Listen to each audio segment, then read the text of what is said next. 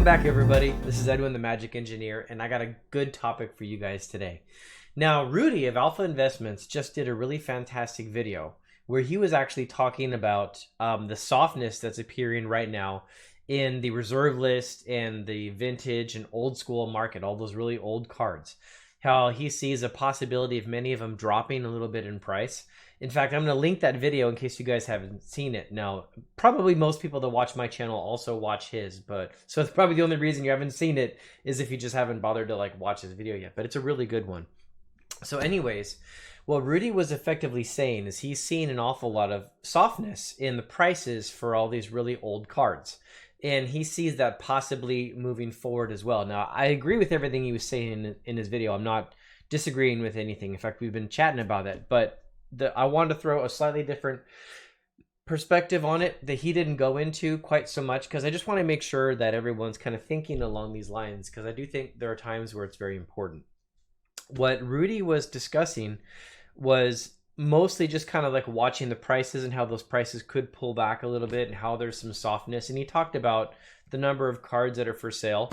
The perspective that I want to put in there as well is the concept of the number of buyers versus sellers and the velocity or volume of the actual trade. Like if you're talking like money, you're usually talking velocity. If you're talking like stocks, you're usually talking volume. But like in that kind of topic. So let me give you an example to kind of like make this clear. Now let's say one of the cards that he was like citing as an example, like a antiquities rare or something like that, where there's supposedly like 20,000 copies of it or something like that. Now out of those 20,000 copies, say like 50 of them go on sale in the market. Now 50 is a good number. If you're going to go on eBay at any one time and there's like a very old, hard to find card and there's 50 copies, that's honestly a lot. And if those sellers are really desperate and no buyers are stepping in, you can see that price start coming down like really fast. So it can give the appearance that the prices are collapsing and it's like an oh no kind of moment. But what really is that? Well, that's 19,950 people that don't want to sell. They're holding on to their cards. And there's 50 people that all like need to sell. Like maybe they use credit cards or something to buy this stuff and they're worried about the prices dropping because they're nothing more than investors. And so it's not the case that all 20,000 of these cards are falling in price like crazy. It's a situation of like 50 of them panicking and down bidding against each other and that price actually dropping. But that's like 50 out of 20,000. That's like, you know, a tiny percentage of the people that are actually selling, right? So the reality of the situation is most people are holding, right? Now, that's one piece. He didn't really talk about that very much. The other piece I think deserves to be mentioned. Okay, same scenario, 20,000 cards, 50,000 of them are actually for sale. Now what you actually have is if like 70 buyers come into the market while those 50 people are selling, then even though you have the number of sellers going up, you also have the number of buyers going up even higher. So all that inventory that's put into the market is immediately taken out. Well, say you raise the sellers and you raise the buyers again, you have a bunch more people putting inventory into the market and other people taking that out. Well, the term for that is like in the stock trading world is volume, right? If a stock is like, if you look at the volume of a stock on a given day and the volume is really large, meaning a lot of people are buying and selling it, but that price stays about even, that means that first of all, it's a very verified price. The market is really certifying that's the price that it wants because the buyers and the sellers are meeting and those forces are just canceling each other out. But if the volume is large and the price starts to swing, right?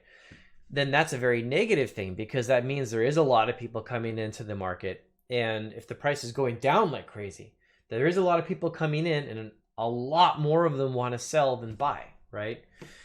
And so what will happen sometimes in other markets is if it's a situation like this 20,000 cards in total and only 50,000 cards and it's like a straight up investment, if like 50 of them come into the market and then the price just starts to just tumble, in a stock world, someone else would come out and be like, oh, well, Microsoft stock just dropped 4%, and they would just buy it, right?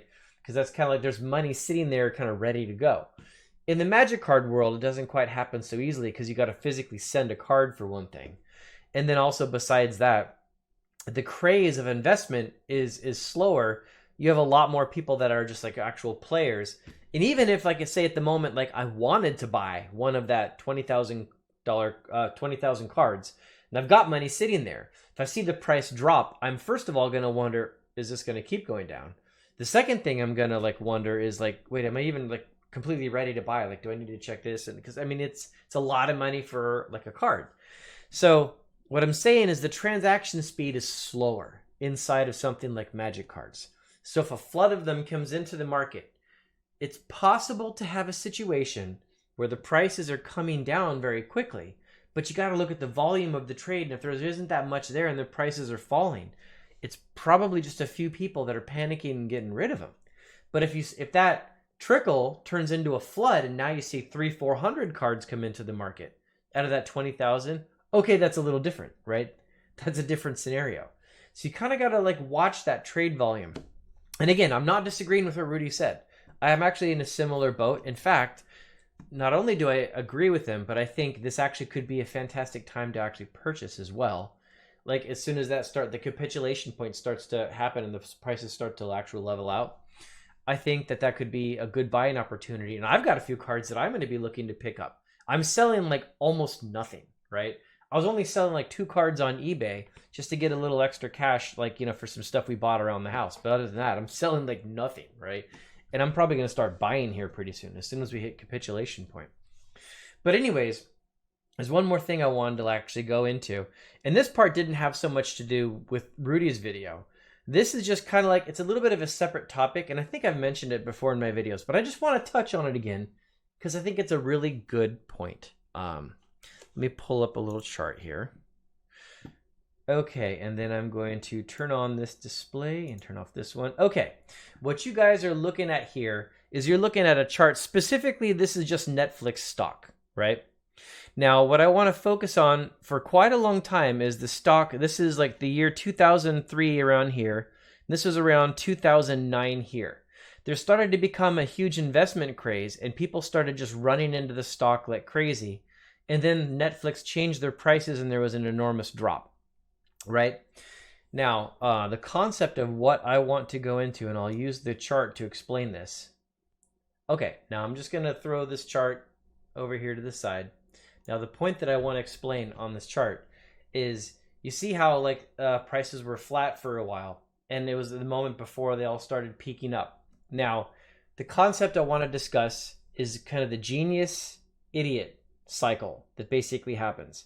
What I want to talk about, and I'll relate it back to the topic with Rudy and the investment and stuff like that.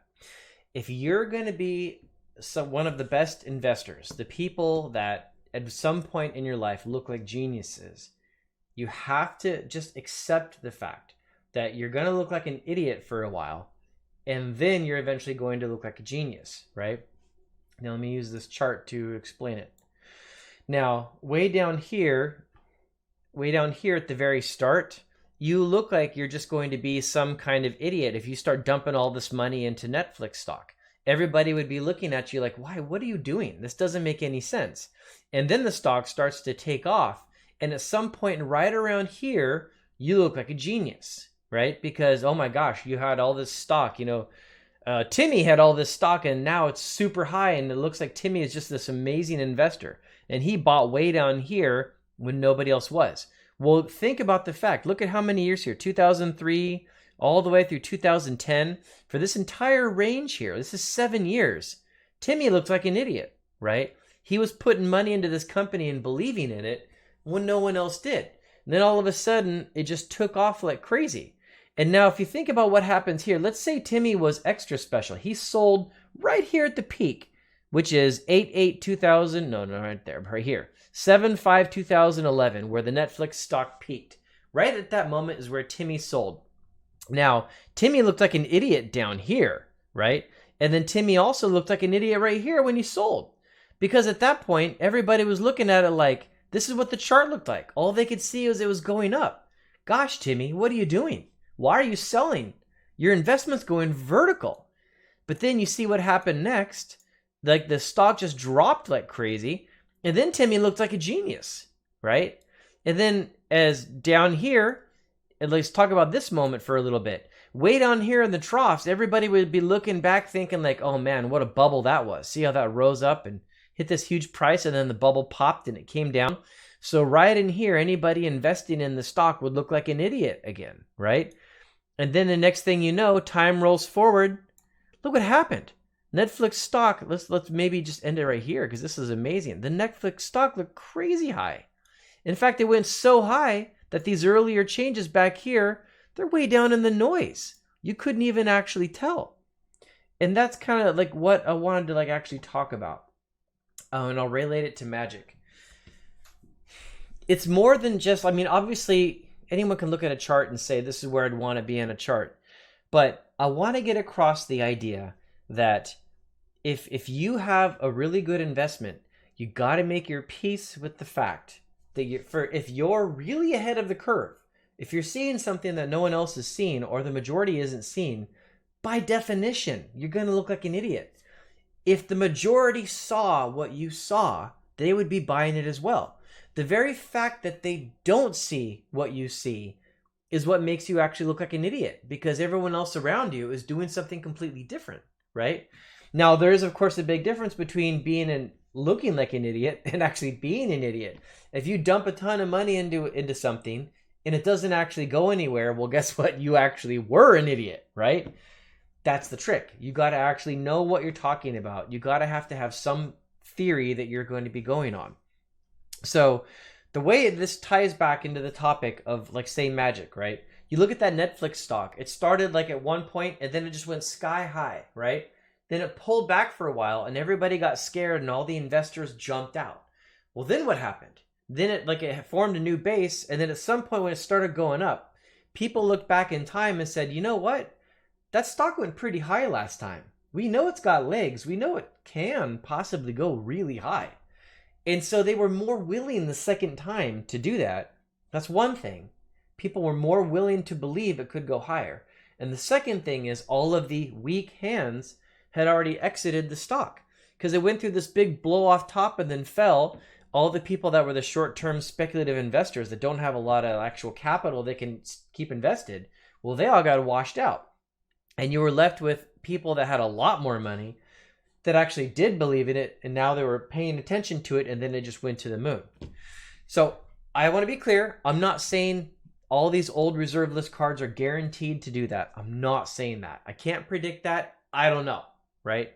But what I am telling you is that is the kind of thing that can happen. And that's what Rudy was referring to.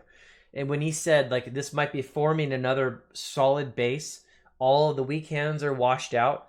And at some point, if this run-up starts going again, kind of like it was in 2017, early 2018, it could go way higher than it even was before. That's completely possible, right? It's got all the fundamentals to do something like that. So Rudy already mentioned that. The piece I'm adding to it is just the two things that, first of all, you've got the number of buyers and sellers, and the volume of trade is an important thing. You got to watch those because it can be deceptive. You can't just look at price. You got to look at the volume of trade and the buyers versus sellers. And the second thing is that this could be the setup of another massive bull run that could go a lot higher. It's possible. Who knows, right? And in that kind of scenario, you got to make your peace with the fact that if you're going to be an early investor in something, let's assume for a second you're right. You're going to look like an idiot for a while, and you just got to make your peace with that. And then eventually everybody will realize it, and then it all takes off. But beware of investing in the next Pogs, right? Or the next the tulip bubble, something like that. So anyways, those are the points. That's all I wanted to discuss. I figured that could be useful to you guys. And hope you have a great day. Bye, everybody.